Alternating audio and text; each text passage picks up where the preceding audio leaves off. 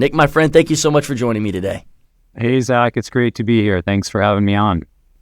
Nick, really looking forward to our conversation and just getting the opportunity to know you a little bit better, to hear more about your story and your testimony personally, as well as dive into, yes, a sensitive topic, but one that I believe is one of the biggest challenges facing the Big C Church today. But before we get there, for some of our audience members who maybe don't know a lot about Pure Desire Ministries, share with us some of the incredible things that God is doing and the ways in which He is working in this impactful organization, mission, and ministry itself.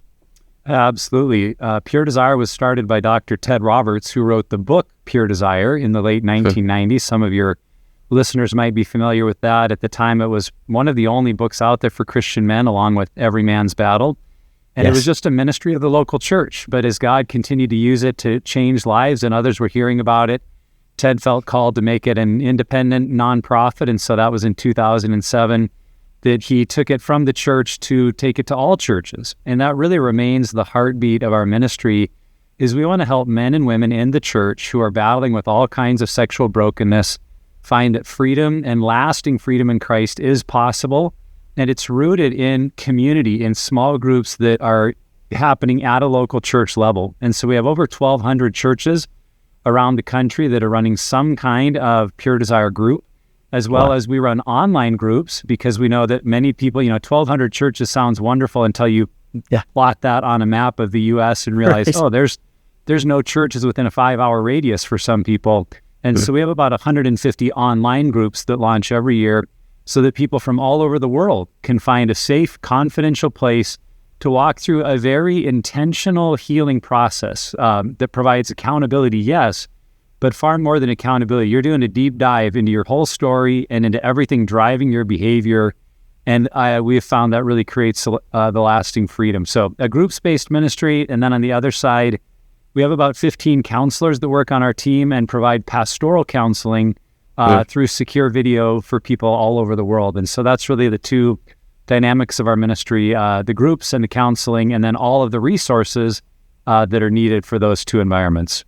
I tell you what, Nick, God is doing something special in and throughout Pure Desire, and I think we need ministries like this for such a time as this, because as many have recognized and really identified, we're living in a porndemic that has spread rapidly throughout our culture, our country, and our society, and really our world today. Came across some stats recently that have recently said that a projected over 30 million Americans struggle with problematic sexual behavior, if not addiction.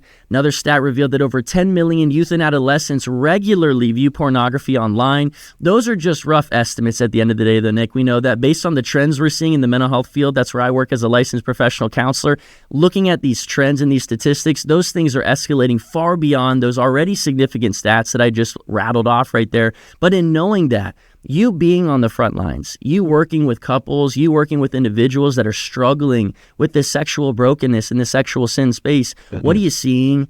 Really, what are you hearing? And why do you think in this day and age, things have really escalated to levels that we've never quite seen before? Well, I'll add to your research and stats, Zach, that we just released some brand new data with the Barna Group and found that within the church, among practicing Christians, 54% would say they're viewing pornography at least occasionally. So that equates to 75% of men, but also 40% of women in the church are saying, to some degree, this is an issue in my life. And it's the first time I'm aware of that a majority, so over half of practicing Christians would say this is a problem in their life. And I don't think it's because they don't know the truth, or we aren't preaching the gospel, or the Bible isn't relevant and real. All of those things are true, but I think what we've missed is how deeply this behavior runs in our life. That the behavior, acting out in a sexually compulsive way, is just the tip of the iceberg that we can see above the waterline. But driving this behavior is all kinds of patterns in our life, ways that we have learned to cope with pain or woundedness from our past, and the lies that have been created from those past wounds about our value, worth, and identity. And so pornography, much like many other behaviors or addictions in our world, have actually become the pseudo solution to those deeper problems of how do I cope with pain and unwanted feelings and these lies that I believe about trying to be good enough. Well, pornography answers that in an artificial way for a moment. And yet when it comes to dealing with pornography in most churches or recovery programs, it's just a behavior management system. don't do it. It's wrong. Have accountability and turn away.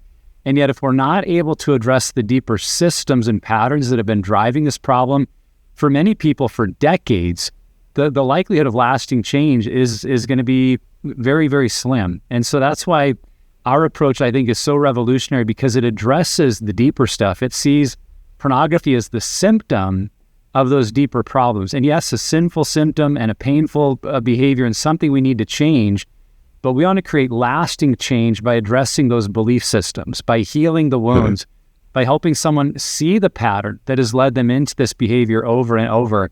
And much of that starts, the last thing I'll say about it, Zach, is that in so many churches, we just don't know how to talk about this topic. And in many families, the only talk we have is that sex is for marriage, and so save it for that. And then everything else is like, go figure it out on your own. And really step one in so many churches or homes would be simply to create that environment where it is safe to talk about this and to raise our hand and say, I need help in this area. And that if we raise our hand, that doesn't mean we're a weaker Christian or a lesser person, but there's a freedom there. There's a grace to say, even in this area, God and God's people care about this topic, and I can be helped here. Because until we do that, people are going to continue to stay in isolation and in silence and secrecy, and those are the very things that drive this behavior.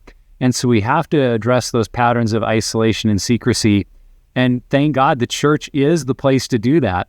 We just need to learn some better patterns and systems to make it happen. Amen, Nick. Again, working in this space, something that you just touched on is that addiction is always a secondary issue, right? There's always something underlying those things. So getting to the root, getting to the heart, getting to the soul, right? That's the most important thing. And that's what I love what you guys are doing at Pure Desire Ministry.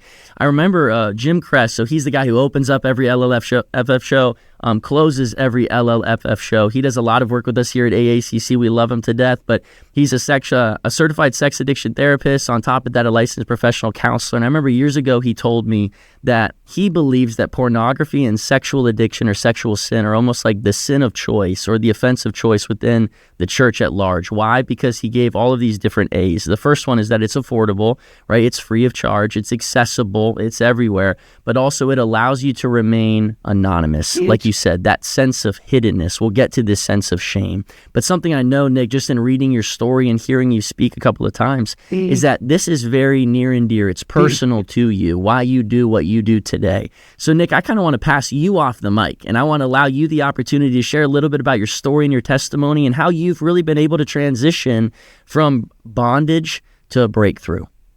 I appreciate that, Zach, because it is my story, and I think my story has elements that are common to so many, particularly for Christian men and women, the stories that we grew up in. I have wonderful, godly parents. My dad is a pastor for 50 years, a very consistent, godly man, and yet in our home, we did not talk about sexual things or sexuality. And so when I was exposed to some sexual content at a friend's house, I immediately felt two things. I felt the pull that there's something interesting here. I felt curious. I felt desire that I'd never felt before. But I also felt this push of, this is wrong. I shouldn't be seeing it. And my parents would be so angry if they knew this was happening. And so in a desire not to lose a friendship or be forbidden from going to his house, I didn't tell them. And that created this pattern in my life that I have found is so common for Christian men and women, is this from the get-go was a secretive and shameful behavior in my life. Secretive in that I couldn't tell people because they'd be angry, and shameful in that I didn't understand why I was so drawn to something, so curious about something that I believed to be wrong. And that was the pattern that continued to follow me into my teenage years and into college, where I'm 46 years old, so the internet was kind of becoming a thing in my late teen and early adulthood years.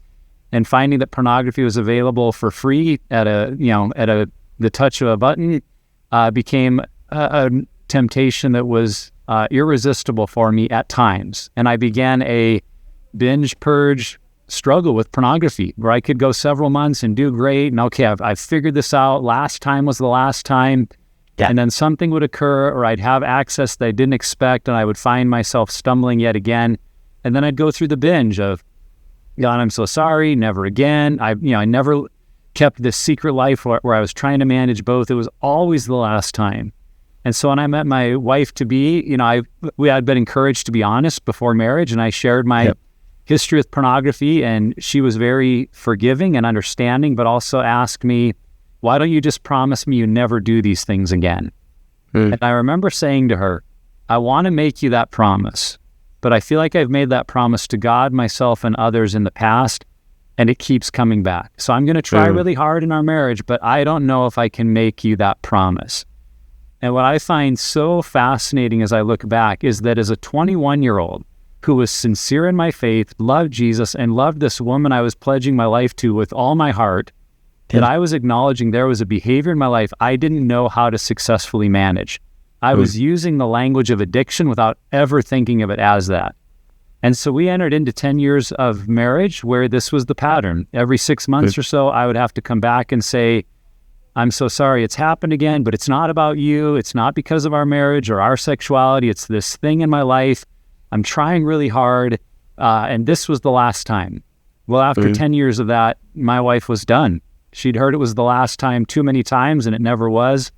She said, Nick, it's not that I hate you, but it's that I hate the way this makes me feel. And because I don't know if it's ever going to change, I don't know if I can stay around for that much pain. And God really used that in my life. That became a wake-up call because I had so minimized and rationalized the behavior so that I could live with myself that I'd really thought, oh, she just doesn't understand. If she understood, she wouldn't be so hurt by it. But I think that was the moment I realized I was the one that didn't understand, that I didn't understand how much pain I was causing and how I was allowing this to continue because I really didn't know what else to do. Well, it was in that season where our marriage really was at a breaking point that we discovered Pure Desire Ministries. At a conference for pastors in my denomination, Dr. Ted Roberts spoke, and our leadership said, if you're a pastor who struggles, but it doesn't involve other people, so nothing physical, and it doesn't involve illegal content, we want to work with you to stay in ministry. We want to get you the counseling and help that you need, and we want to pay for a good chunk of the process. And it was like they were rolling out the red carpet just for me and for my wife and the story that we were in. And you would think I would have been running down the aisle, saying, sign me up. I'd have been top at the list. But I wasn't. I was so stuck in that shame and isolation and minimizing it that I thought, boy, I hope the pastors in this room who are really struggling are listening, because this sounds like a great opportunity for them. I was ready to push it away. And I found that is so often the nature of our struggle, that we think the people who really need help is someone who's a step beyond wherever we are.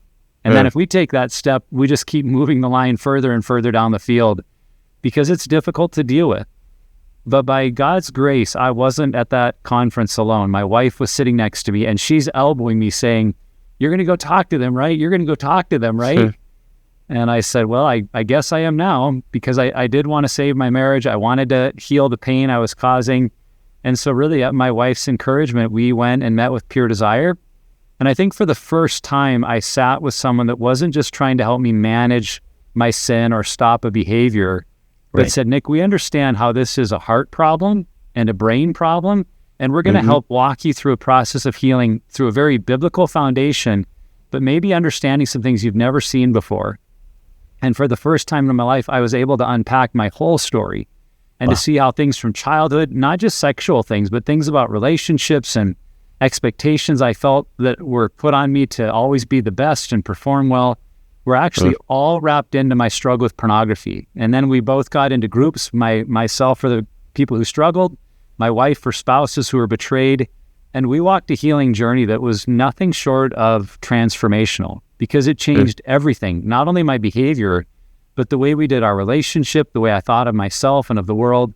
And it really created significant change in just so many areas. And it was from there that we ended up sharing our healing story with our church. In a moment of real honesty, I stood up front, and as I was preaching on Romans chapter 7, we talk about Paul, the apostle, saying, why do I do what I don't want to do? I said, I think I can bring some unique perspective to this today, because for 15 years, I have struggled with an addiction to pornography. And you could have heard a pin drop in our church that morning as we got to that level of honesty.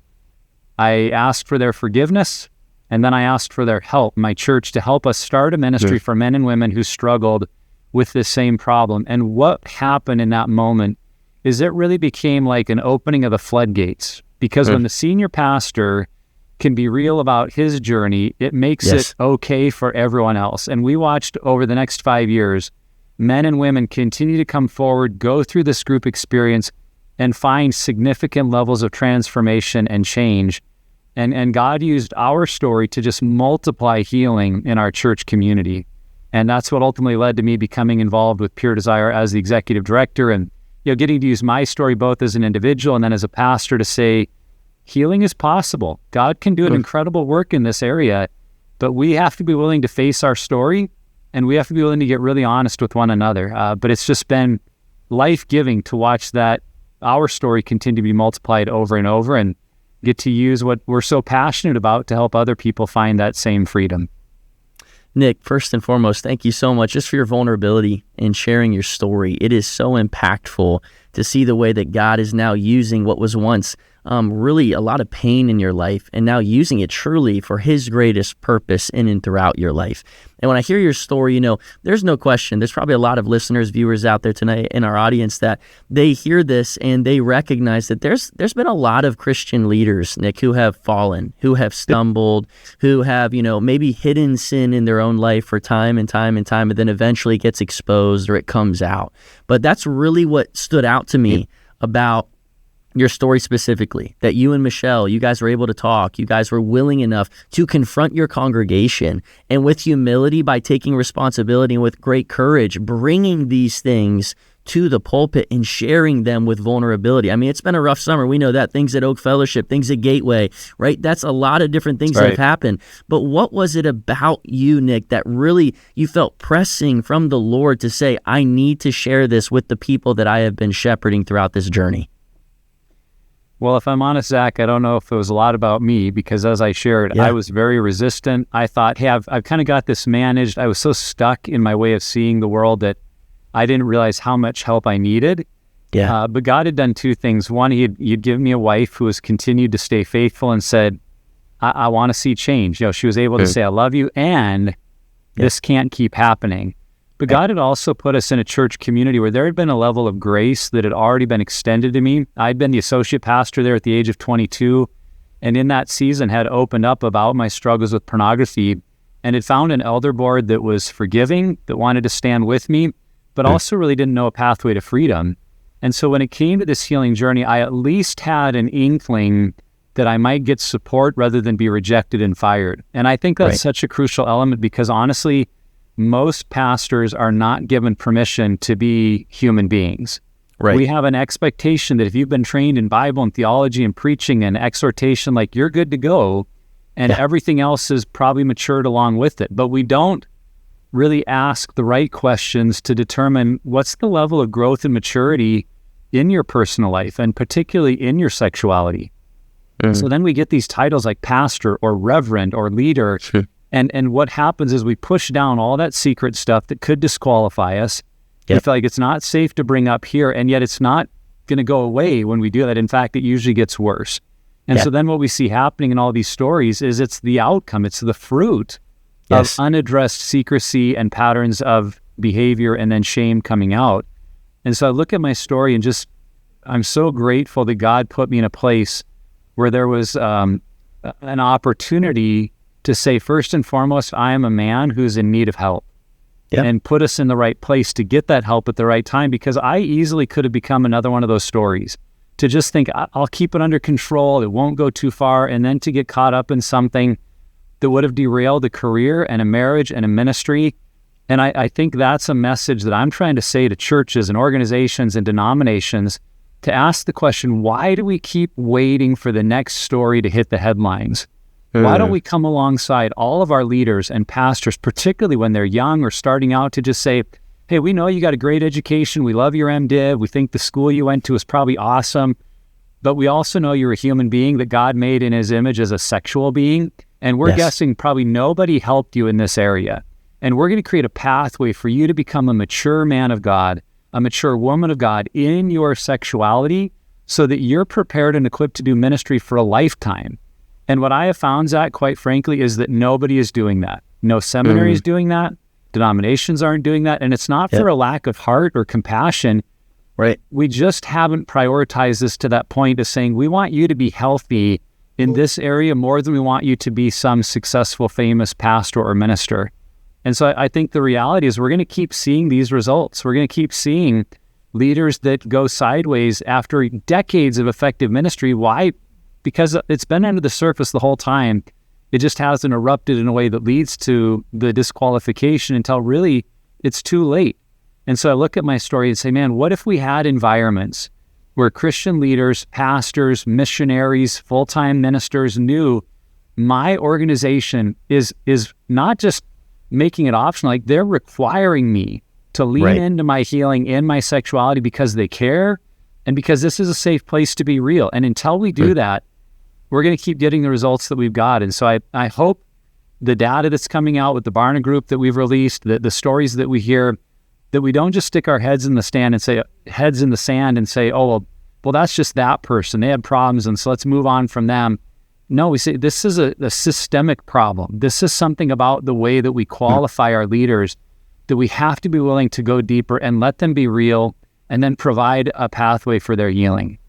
Come on, Nick. I appreciate just what you said so much because I think it's imperative, like you said, that there are ministries like Pure Desire and what you guys are doing in walking alongside of leaders and Christian leaders especially and pastors in their private lives, not just helping them in a sense enhance their public personas. You guys are creating these safe environments and atmospheres where grace and forgiveness and mercy and accountability and acceptance and all of these things are offered.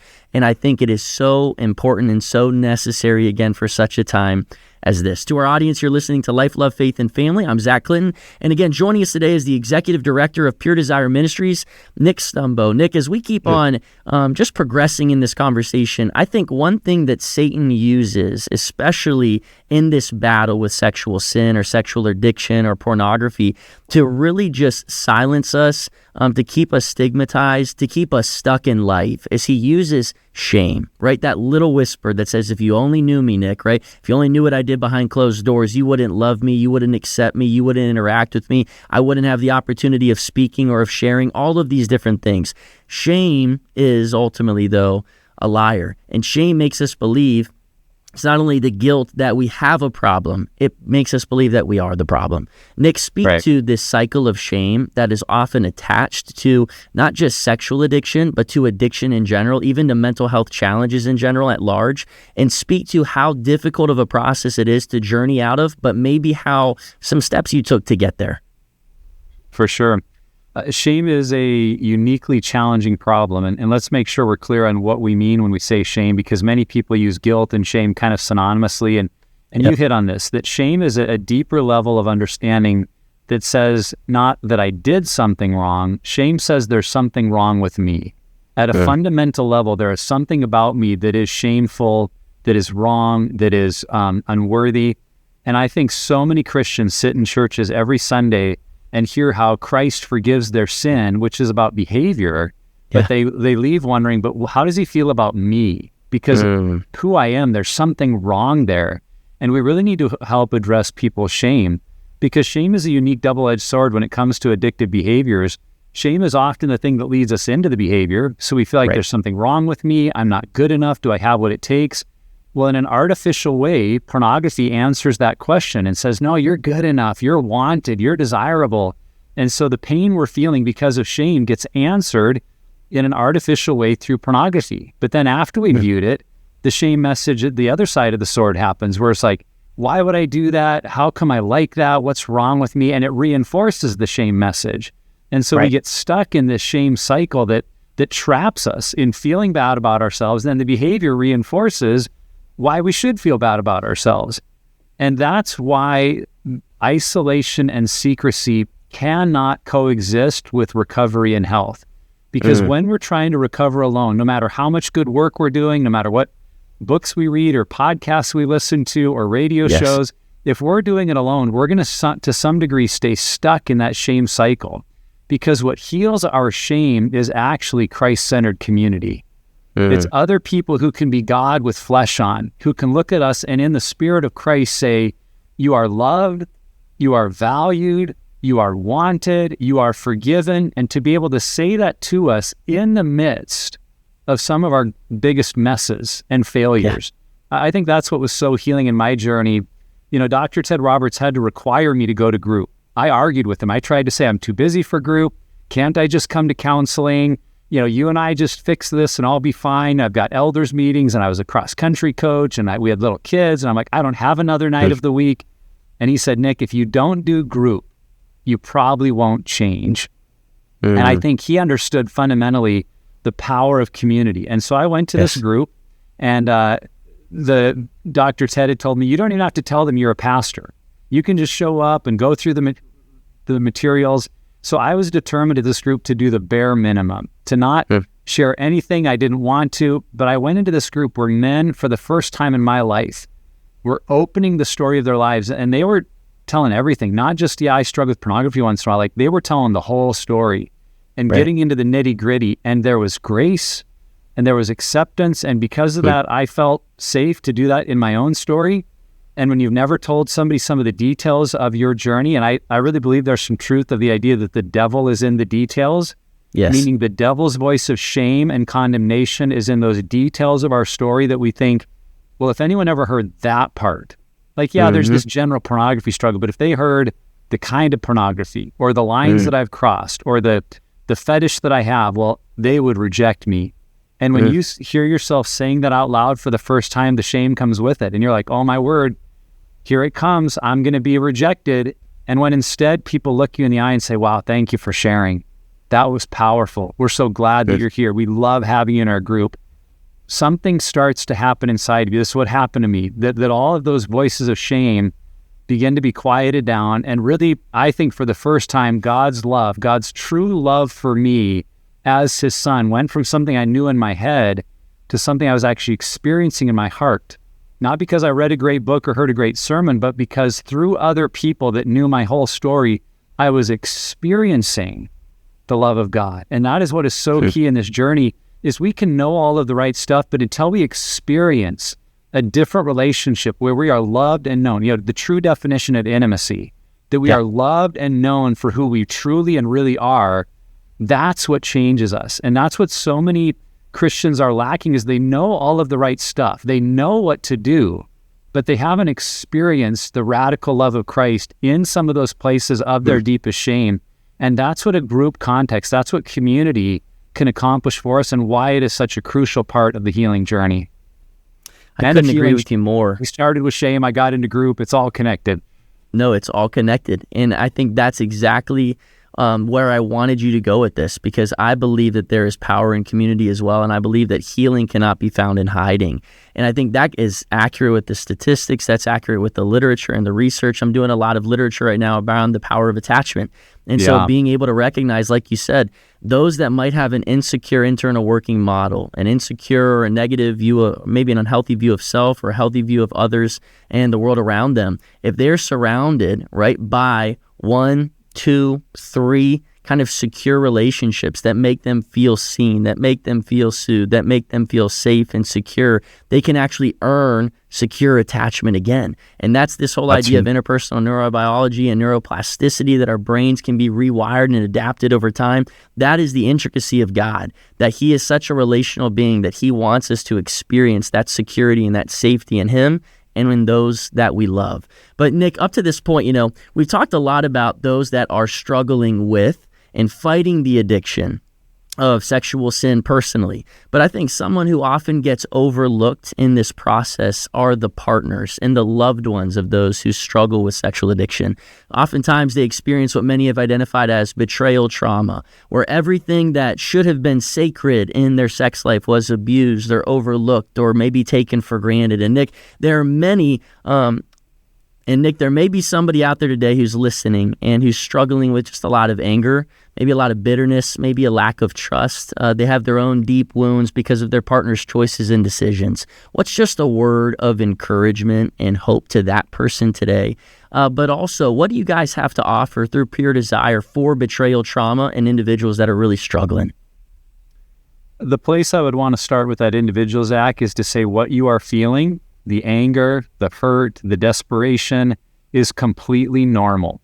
That is how we should feel when the safest person in our world turns out to not be safe or has been lying or deceiving us.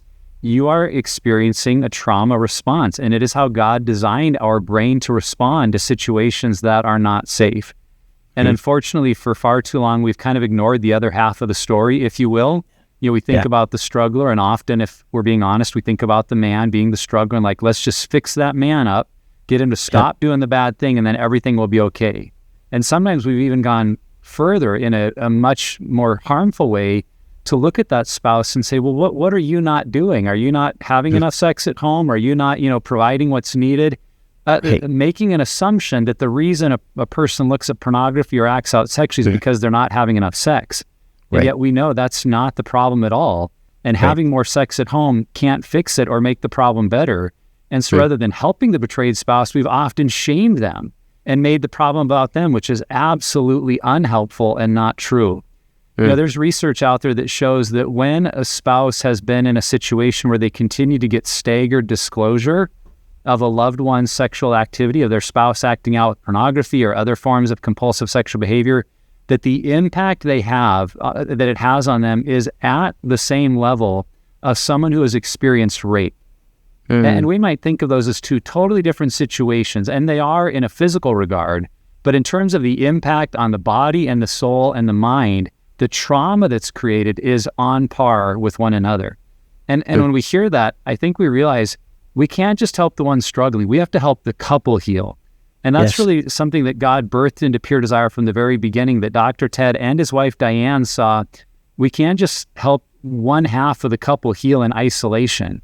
In fact, Diane Roberts is famously quoted for saying, when we only help the man who struggles, it's like in an accident calling for an ambulance, and the ambulance comes and it picks up the person who made the phone call while leaving the one who got ran over lying in the street bleeding out. And that's the spouse. That the church needs to be the ambulance that comes alongside the spouse and says, how can we help? How can we help you find safety?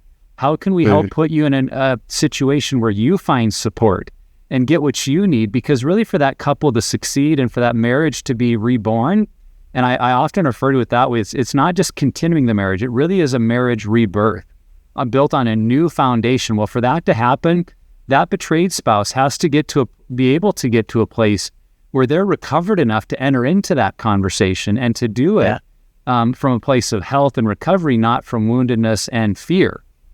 So that's why Pure Desire has always had groups for men and women, for the struggler and for the spouse. So we have a workbook called Betrayal and Beyond that wives go through, and it helps them understand why they're not the problem and why they're not the solution. It helps them understand how they can move towards healing their pain, whether or not their spouse works on their healing. They understand the trauma that it's created and what does it look like to heal from trauma. And so it's a pretty intentional process that is for the betrayed spouse. And what we have found is when both spouses can go through a very unique healing journey, the struggler obviously to address the behavior and what's driving it, but also the betrayed spouse to deal with the trauma, that's what creates the greatest realignment and regrowth in the marriage.